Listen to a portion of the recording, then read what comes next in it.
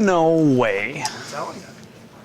How is that possible? I didn't think it was, but it happened. I saw it. You're not telling him the egg thing now, too, are you? I don't know why this is so hard to believe. You're telling us that Mike laid an egg in Tampa. Yes. Because for all the weird things we've seen from Mike this year, I didn't think that was physically possible. That he could lay an egg.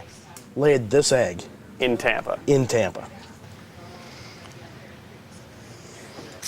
You know, the wheels did come off his car at the Cincinnati game. And he did pee down his leg at Minnesota. What is it?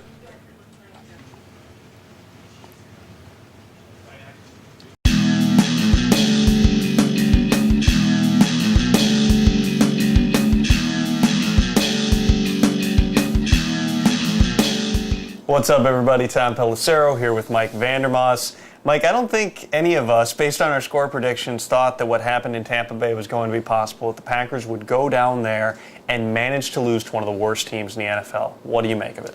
Absolutely stunning, Tom. I still, 3 days after the fact, it hasn't sunk in yet. I can't believe how they would blow a fourth quarter lead the way they did against just a terrible outfit of a team.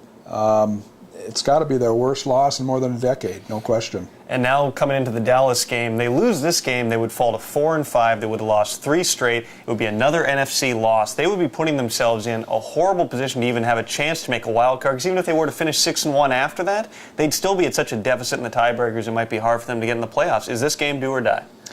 You know, I don't want to say the 9th game of the season is a must-win. It's pretty critical, though. I mean, it's a tough matchup for them. Dallas is a really good team.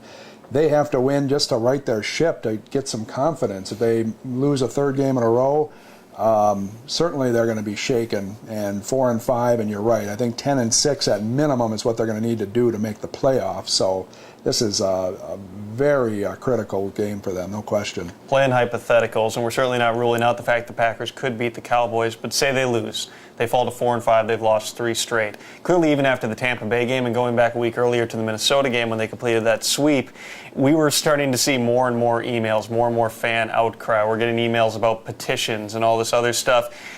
At 4-5, if you're in that tough a spot to make the playoffs, are Mike McCarthy and Ted Thompson's jobs legitimately in jeopardy if they lose this game?